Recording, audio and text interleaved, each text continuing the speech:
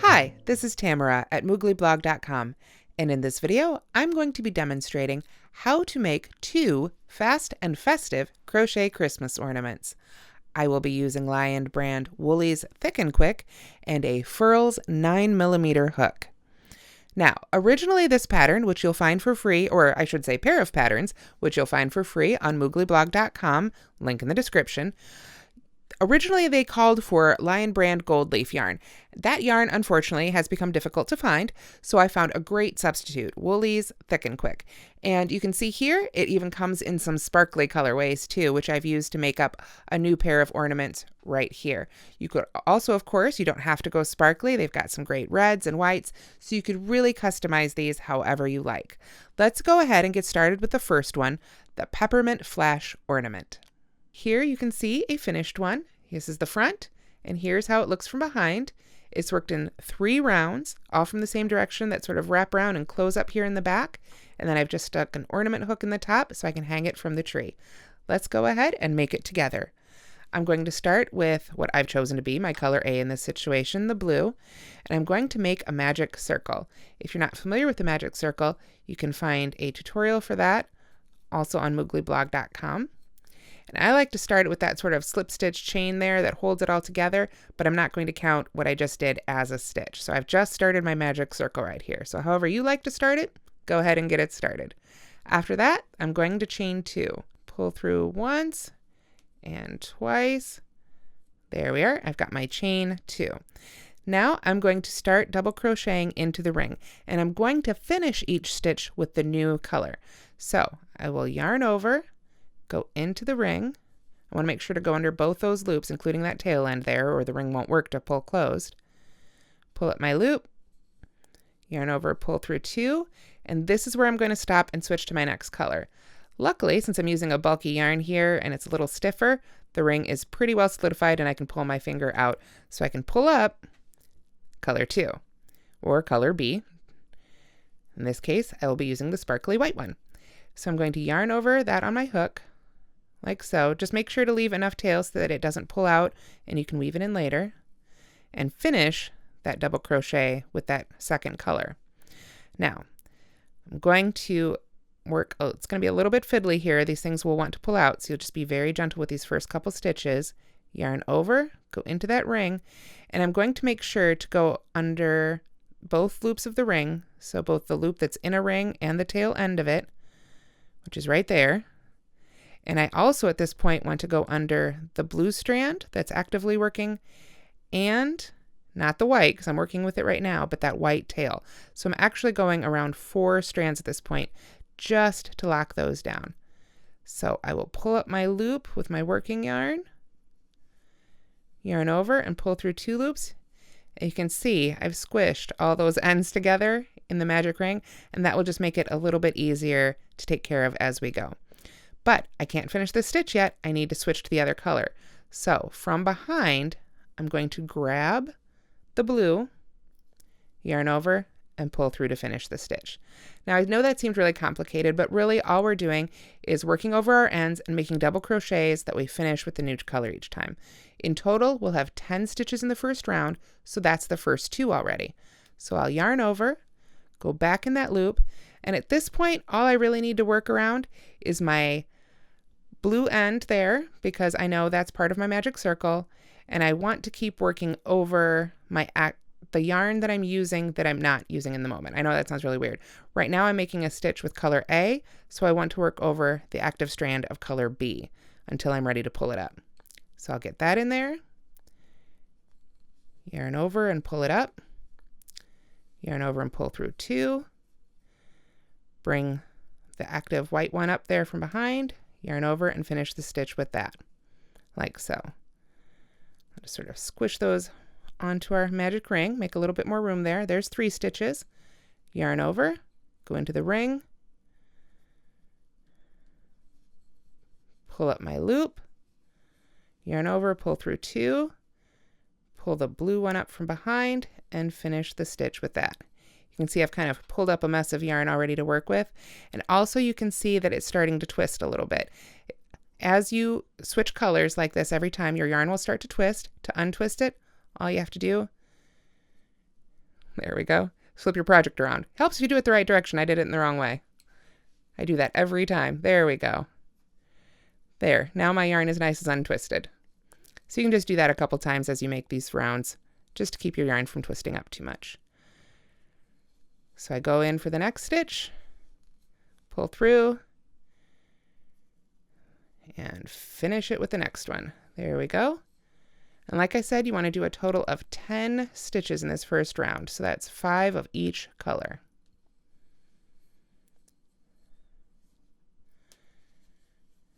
We'll just keep working our way around. Take your time. You can see my strands are starting to get twisted again. So I can just flip my project around, get them untwisted. And as the main thing as you go is just make sure you're working over that tail end of your magic circle in particular, so that you'll be able to pull that closed when you get to the end. Should be getting close. Let's see here. So far I have 1, 2, 3, 4, 5, so I know I'm done with the blue. 1, 2, 3, 4. I've got one more white one to go. I'll yarn over, go in there, and even though it's the last one, I'm going to go ahead and finish it with our new color, blue there, just to finish it off. You can see we've got our 10 stitches. At this point, I'm going to go ahead and take that tail and pull it closed. When I pull that tightly, you can see it closes up that metal very firmly. So you don't want to pull it until you make sure you've got all 10 of your stitches, because getting that back out is a little bit of a bear. So we finished our round 1. We're ready to slip stitch to completely finish it off.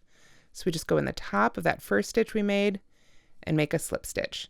And I actually think this one looks really cute right here. If you wanted a little bit thinner ornament, you could stop right here, weave in your ends, and call it good. This one would be a little bit smaller too. But we're going to keep going.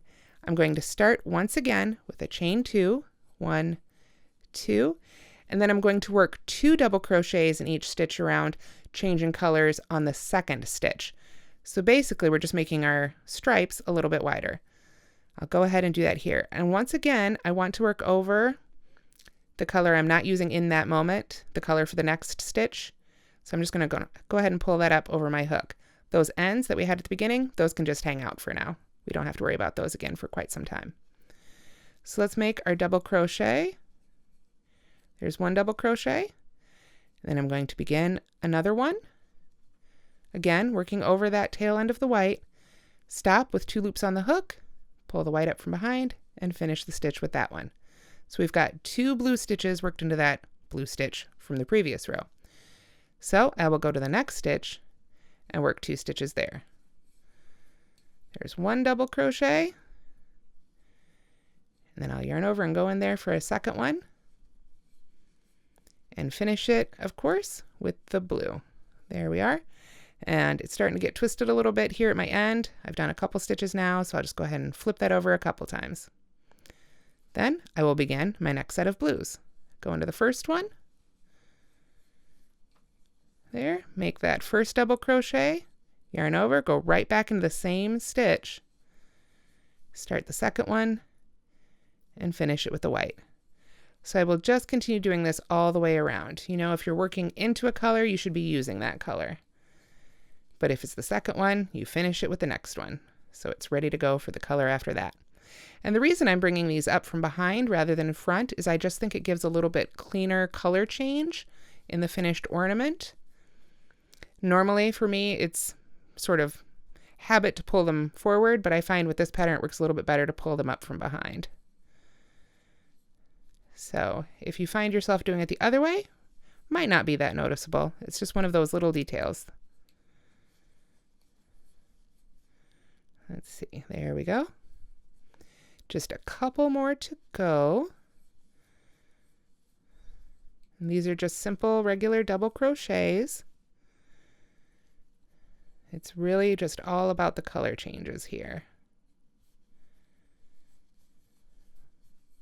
You can see we're really getting that great stripy peppermint look, although it's blue and white for this one. There we go. Give a couple more twists. It's My yarn's starting to twist up on me quite a bit. There we go. Keep working our way around. Just a couple more stripes to go, it looks like. There's one. There's my second stitch.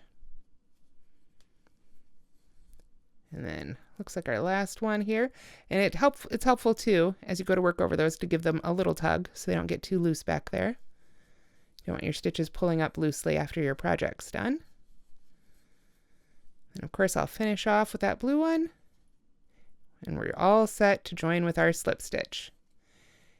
And that right there is round 2 of the Peppermint Flash Ornament. You can see it's really big at this point, much bigger than our finished one. So this second row is actually going to bend over as we make our third row that gathers up in the back. So let's go ahead and begin round 3 of the Peppermint Flash Ornament. I'm going to start once again with a chain 2, 1, 2.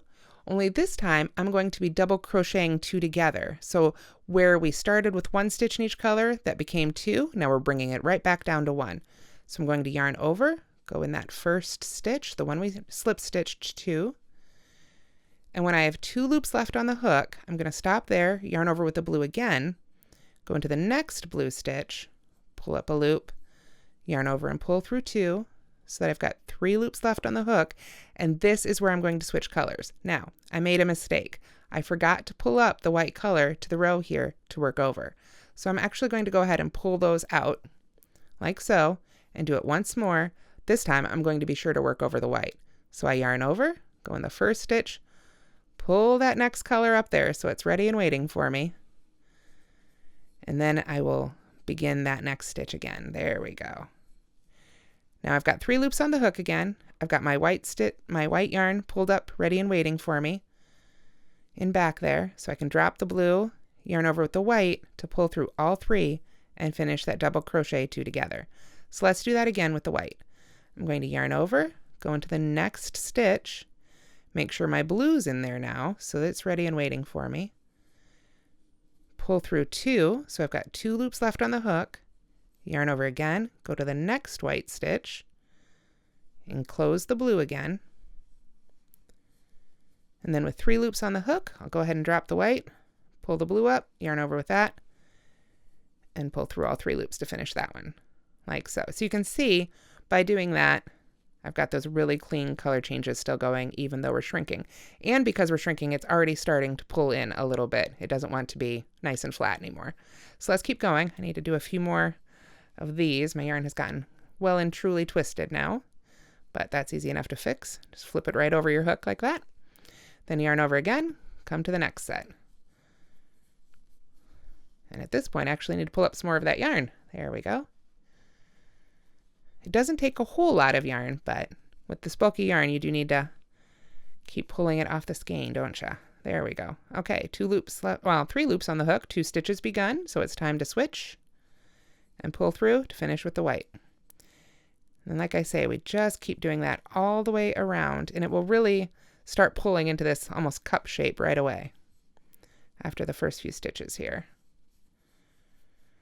So I'm going to speed up just a little bit. Hopefully you've got the good view of it here. One thing I've noted on YouTube is that if you click on the gear, at least on desktop, you can change the speed of the video, which is fantastic. So if you find I go a little fast, or for that matter, a little slow, you should be able to adjust that right from your own computer a little bit. So I think that's a really neat feature, one I've recently noticed. So let's see, where am I? Blue is next. Pull that through, finish that stitch. I'm gonna have to flip my project around a little bit. My yarn's getting twisted again, but I'll wait till I finish this stitch here. There we go. Then a couple more flips around. There we are. Back to the white.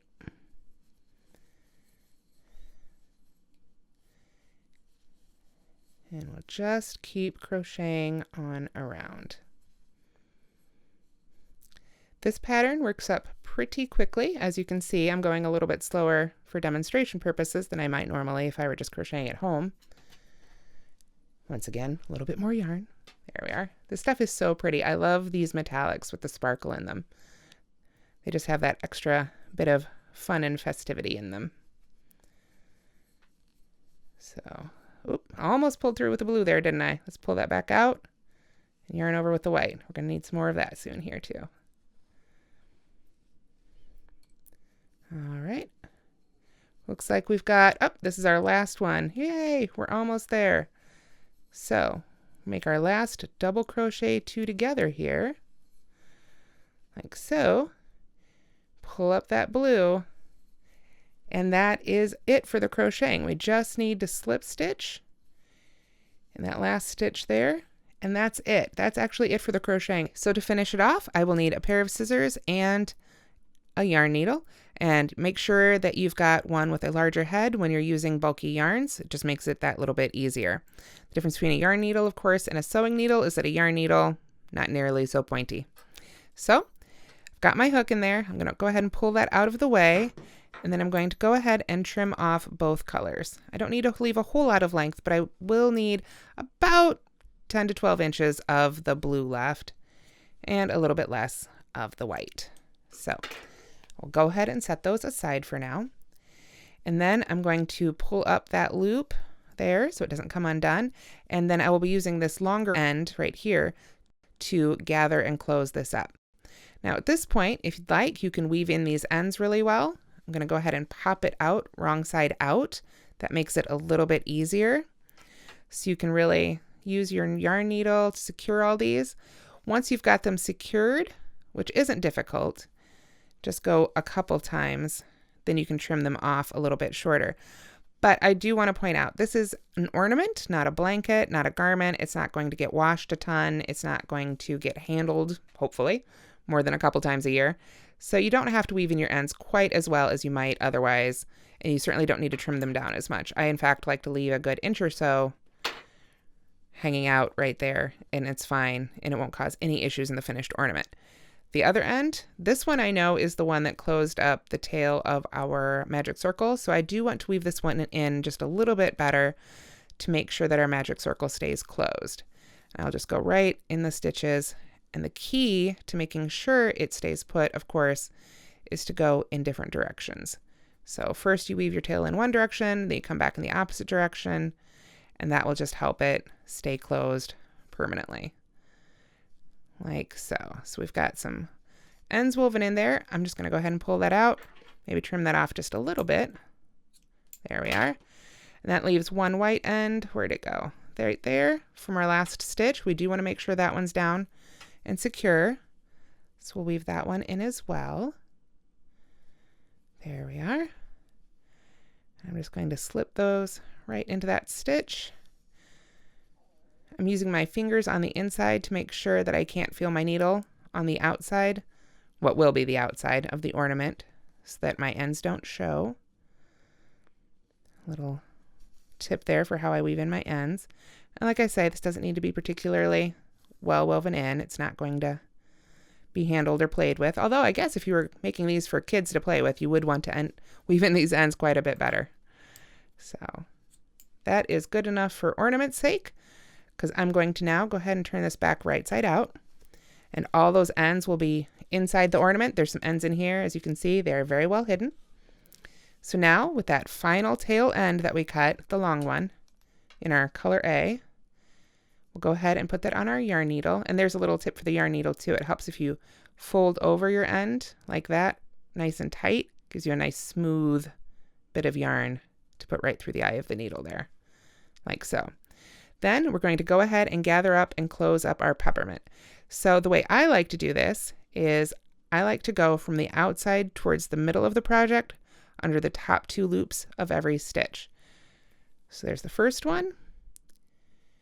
There's the second one, third one. Some people like to weave back and forth, but I find that doing it this way really just helps pull everything towards the center. Sometimes when you do the weaving back and forth, you can get some weird ruffly effects. Physics, I guess. But this seems to work a little bit better for a little bit nicer finish. You can see I'm quickly running out of yarn here, but as I pull it tight, this will pull back up nice and high. So don't worry if you start to get a little short.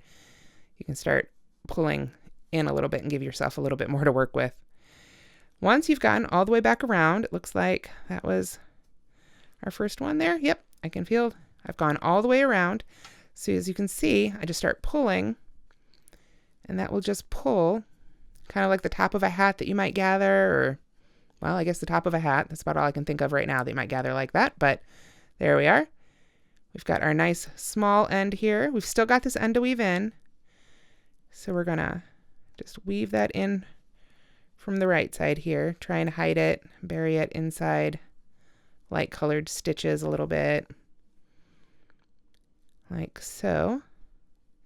And then once you've got this one where you feel like it's safe and secure, this one we will trim close enough so that it doesn't peek out. We don't want it to pop out of our finished ornament here. And the key I find to that is to pull it really tight, trim it close to the surface, and then you can see with that tension released, it goes right back down into the project.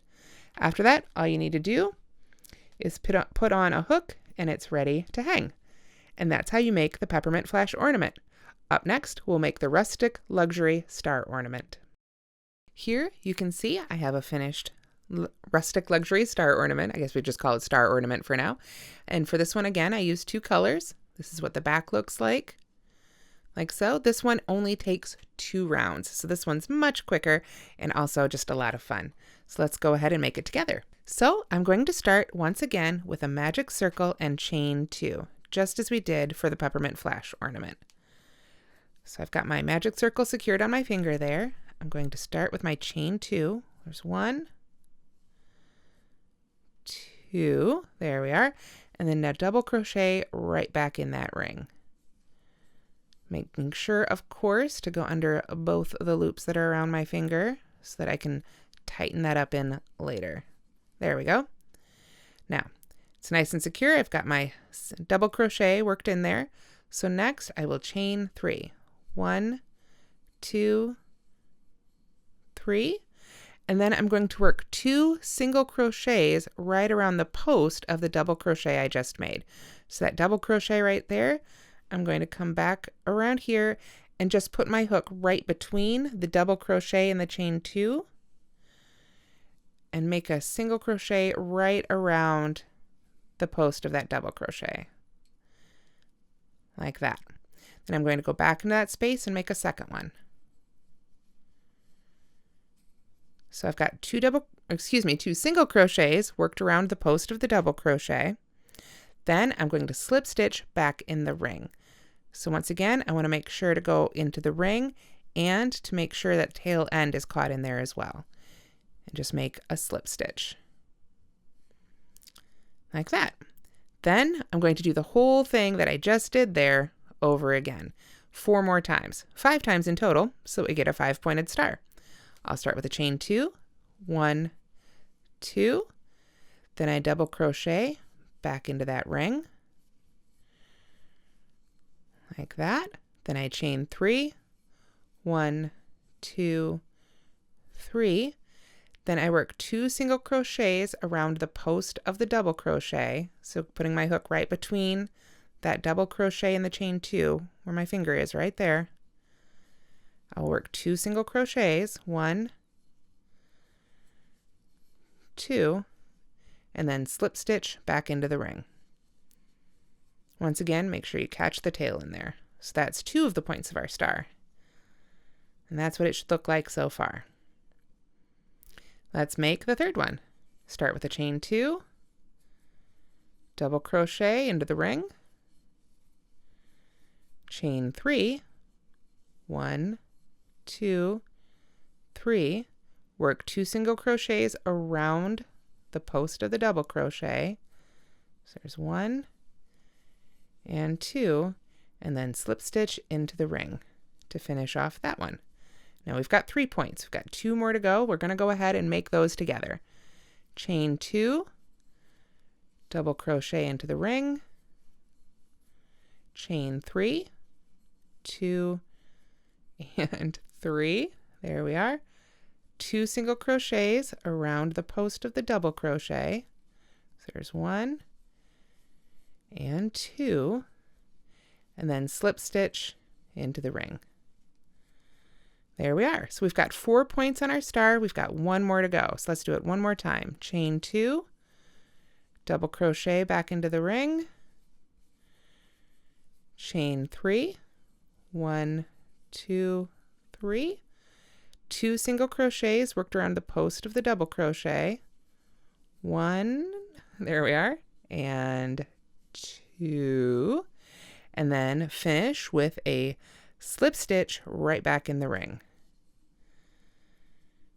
Now, every time I've worked into the ring, I've made sure to catch that tail end.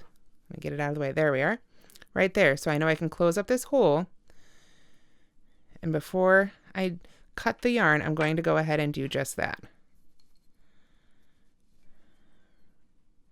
A little bit fiddly. There we go. Pull on the end. So I know I've got my 5 points all made. And I can go ahead and cut this yarn off. I just want to leave enough to weave in. We do need to weave in our ends a little bit better on this one because it doesn't have an enclosing row to hide them all. Pull my hook up on out of that stitch, and then I can weave that end in on the back of the star. And that is what it looks like after round 1. So before I get too much further, I'm going to go ahead and weave in those ends. Once again, I'm going to use my large yarn needle. And the one I want to pay particular attention to is, of course, the one that's part of that magic circle, the one that's right there from the middle. I want to make sure that my magic circle isn't going to loosen up over time. Hopefully these ornaments will last years and years and years. Go through many generations, or at least a couple. Or if you're one of those people who likes to decorate their tree every year in a new theme, they don't have to last very long at all. Personally, I keep my ornaments. I don't know about you guys. I keep my ornaments from year to year. I love all the memories attached to them, including the ones I've made. So we've got our magic circle pretty well secured there. I'm going to pull that up tight again before I trim it off because I don't want that to show. And then I will do the same thing with the other one. This one actually wants to come from the front. When you finish off that slip stitch, that end will want to try and hang out in the front of your ornament.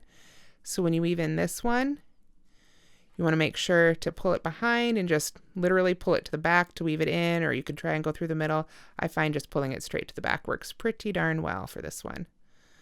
So once again, we just want to make sure this is going to stay down as long as we need it to. There we are. Almost there. I think that'll be enough for this one. Like I say, it's just going to hang on a tree. I'm not going to be tossing it around the room too much. There we are. And that is totally finished off round 1, and we've only got one more round to finish off our Rustic Luxury Star Ornament. So I'm going to go ahead and pull up my second color. And this one I'm going to join with a single crochet. If you haven't joined with a single crochet before, it's pretty simple. I'm going to go ahead and put a slip knot on my hook, just as if I was starting to crochet with this one all by itself. There we are. Pull that down to the right size. And then holding onto that tail with my hook hand, the unused fingers, just those last few fingers there to help keep it a little secure, I'm going to go into any chain 2 space on my star. So remember, the chain 2 was how we started, right there, where we put our hook in to work those single crochets. So I'm going to go in like this around the chain 2, and this time I'm going to work 2 single crochets around the chain 2. So for this first one, I just pull up a loop, yarn over, and pull through like that. And then I can let go of that end. It's got a knot, so I know it's secure. And that first stitch, I don't have to join in chain 1. I can just start right out with my single crochet. So I'll go into that chain 2 space again to make one more single crochet around it, like that. My yarn, I tried to pull my yarn up ahead of time, but it wants to be a little messy. There we go. Okay, so after I've got my 2 single crochets around the chain 2 space, then I'm going to work 3 single crochets into that chain 3 loop hanging out there at the end. So just right into that chain space, I'll work 3 single crochets. So there's 2 and 3. There we are. Then we've got those 2 single crochets we made coming down this way. So as you might imagine, we are going to single crochet in each of those. Oops. 1 and 2. And that is our basic repeat for round 2. A little easier to see in front of my hand there. We're going to do all that again, starting off with the next chain 2 space. So we work 2 single crochets in there. Get out of my way, yarn. It keeps trying to jump up into my hand. There we go. So there's 2, and then 3 in that chain 3 space. 1, 2, 3. And then 1 into each of those single crochets that we worked along our double crochet post there. And we have finished our second repeat. So 2 of our points now have their little caps on. So let's do one more together. I think you've got the idea here, but we're going to go into that chain 2 space. Work a couple single crochets, 3 of them into the chain 3 at the end. 1, 2, 3. There we are. And then 1 into each of those single crochets on the other side. Pretty simple. So since we've made it this far, let's just go ahead and finish this ornament together. We've got 2 more points to go. You can see they're starting to get a little squished together, but as we go, this will help pull them apart a little bit. And 2, if you'd like, you can block them. You could steam them with a little bit of hot iron. You could get them wet and let them air dry. Whichever method you prefer. I simply do not recommend that you put the iron directly on the yarn or add any pressure, because that could flatten these quite a bit. Of course, that might be the look you're going for too. You could experiment. Try making these in 100% acrylic yarn, and then do go ahead and kill the acrylic and see what effect you get. I think you could get some really unique personal takes on this. You can also, of course, mix up the yarn sizes, use much thinner yarn, even thicker yarn if you wanted to, change the hook size.